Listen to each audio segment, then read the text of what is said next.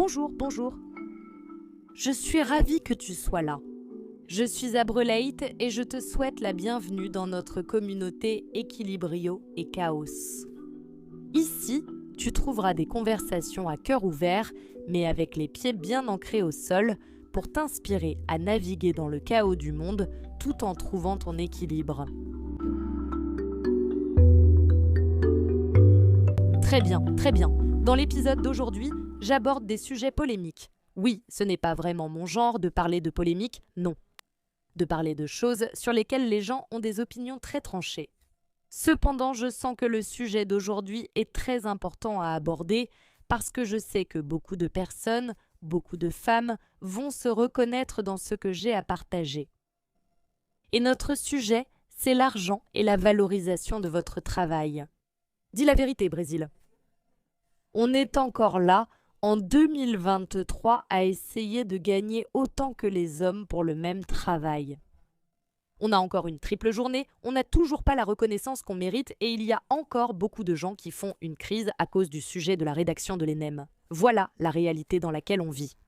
Si tu dis « Pri, je n'arrive pas à croire que tu vas parler de ça, je ne veux pas écouter, ce n'est pas grave. » Je te respecte, c'est pourquoi je le dis ici dès le début.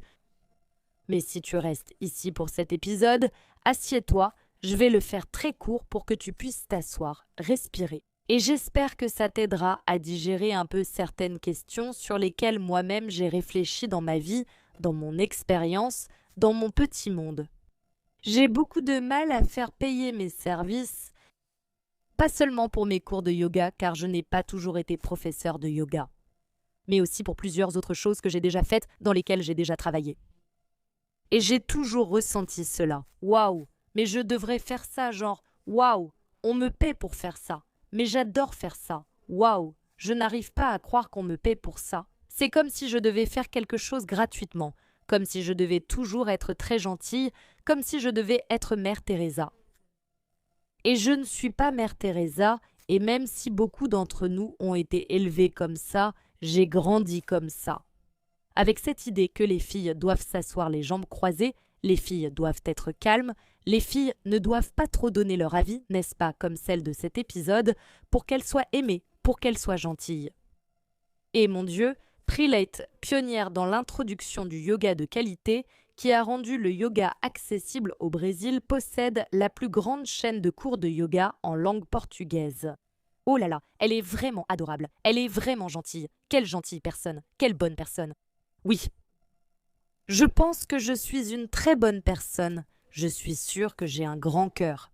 Et pourtant, j'ai des factures à payer. Et même si je n'avais pas de factures à payer, mon travail a de la valeur et il doit y avoir un échange. Et c'est quelque chose, quand tu fais quelque chose que tu aimes vraiment ou quelque chose dont tu sais que ça a un impact énorme sur la vie des gens, parce que je sais que mes cours de yoga sont différents. Mes cours de yoga sur YouTube sont différents, les cours de Yoga Company sont différents de ceux de YouTube et ils sont aussi uniques. Et je sais que ce que j'offre, tu ne le trouveras nulle part ailleurs sur Internet. Aucun autre professeur aujourd'hui n'offre ce que j'offre de la façon dont je l'offre. Et pourtant, quand j'ai un produit payant, j'entends des choses du genre « Au prix, comme tu as changé, tu devrais le mettre sur YouTube, ça devrait être gratuit. » Ce sont des commentaires, des gens sur Internet, ce n'est pas quelque chose que j'invente. Ce sont des textes que je lis, écrits par des humains. Et beaucoup de personnes, surtout sur YouTube, disent « Oh là là, maintenant PRI est devenu matérialiste. Ça n'a rien à voir avec le yoga. Le yoga, tu dois donner, tu dois faire les choses avec ton cœur. Oh là là, je n'arrive pas à croire que Pri fait payer. Pourquoi Pri ne met-elle plus de cours ici ?» Les cours sur YouTube, même si j'ai énormément d'affection pour YouTube, j'ai très envie d'y retourner. C'est une question très simple, de mathématiques. C'est coûteux de produire des cours. Et j'ai décidé l'année dernière que j'allais me concentrer sur le yoga Co365 et que j'allais mettre mon énergie et mon argent pour produire des cours différents de ceux de YouTube, qui pourraient apporter quelque chose en plus, qui serait plus intelligent, qui aurait une séquence logique entre les cours, pour que tu puisses suivre un cours après l'autre et progresser dans ta pratique, pour que tu puisses être régulière, pour que tu puisses avoir une expérience différente de celle de YouTube, sans avoir à passer par la fatigue décisionnelle, etc. Et j'ai créé cela. Et je suis extrêmement fière de Yogako 365, c'est un programme fantastique. Mais malgré tout, en 2023, la femme brésilienne doit encore entendre non. Ou a-t-on déjà vu que Prix demande de l'argent et qu'elle demande tout ça? Et je vais vous dire quel est le prix. C'est 1997. Nos portes sont ouvertes, mais pour une durée limitée. Et je sais que ce n'est pas un montant accessible à tout le monde. J'en ai bien conscience. Cependant, j'ai des cours sur YouTube qui sont accessibles à tout le monde. N'importe qui peut y accéder. Ces cours de Yogako 365, ce sont des cours dans lesquels j'ai mis une dose supplémentaire de ma sueur, de mon argent, de mon investissement. J'ai créé un site web et une application. C'est fantastique ce que nous avons et cela a beaucoup de valeur.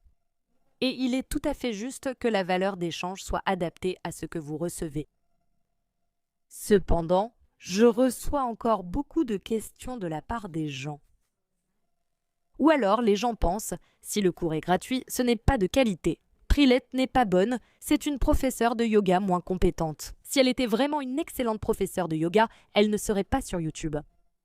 J'ai déjà entendu ça. On m'a déjà dit qu'une vraie professeure de yoga ne donnerait pas de cours en ligne. Puis la pandémie est arrivée et tout le monde a changé d'avis. Ils m'ont demandé « Pri, aide-moi, comment donner des cours de yoga en ligne ?» J'ai déjà entendu des choses comme « Non, mais ça doit toujours être gratuit, ton rôle c'est d'offrir. Je suis là, il y a plus de 300, 400 cours, j'en veux encore plus. » Et ce n'est pas un problème qui m'est propre. Ce n'est pas quelque chose de spécifique à Prelate, à la chaîne Prelate Yoga, à ma marque, à Yogacool 365, à mon programme. C'est juste un reflet de la réalité de la femme brésilienne. La vérité, c'est qu'on a été élevé pour ne pas avoir de désir, pour qu'on n'ait pas de besoin. On a été élevé pour donner. On se donne. Une femme bien, c'est celle qui se donne. C'est celle qui donne. C'est celle qui accueille. C'est celle qui se plie en quatre. C'est celle qui n'a pas de temps pour elle. Une femme bien, c'est celle qui ne renonce pas à ses rêves pour s'occuper de ses enfants. Une femme bien, c'est celle qui doit rester silencieuse dans une relation qui ne la rend peut-être pas heureuse. A mulher boa é aquela qui... Elle se contente de sa vie. Toute silencieuse, vraiment très silencieuse. Et qui ne valorise pas non plus le travail des autres femmes. Et qui valorise, mais regarde, elle peut quand même dépenser beaucoup d'argent pour avoir de beaux ongles, tu sais. Peut-être faire une lipo, faire du botox, se faire poser des implants mammaires, non, là ça va, oui. Se faire poser des implants mammaires, ça ne pose pas de problème. Oui, ça la femme peut le faire. Mais qu'elle ait du temps pour elle, qu'elle investisse dans sa santé, dans son bien-être, quelque chose qui l'autonomise, ah non, là non. Attends, de l'argent dans les mains d'une professeure de yoga? Non, la professeure de yoga est là pour défier le système. Le yoga invite les gens à quitter le pilote automatique. Ah donc non, n'est-ce pas? Ah, c'est une femme, une professeure de yoga? Encore moins, on ne lui donnera pas d'argent. Pourquoi? Ah, parce que l'argent, là, pas de problème. C'est l'argent qu'on donne aux hommes, non? Parce qu'un professeur de yoga gagne plus qu'une professeure de yoga. Et il peut demander plus et il est beaucoup moins remis en question, n'est-ce pas? Avez-vous déjà réfléchi et analysé cela? Quel est l'historique des professeurs de yoga incroyables qui ont arrêté d'enseigner et qui ont quitté le yoga? Et pour les hommes qui ont commencé, beaucoup de ceux qui ont dû arrêter l'ont fait parce qu'ils ont été accusés de harcèlement et d'abus.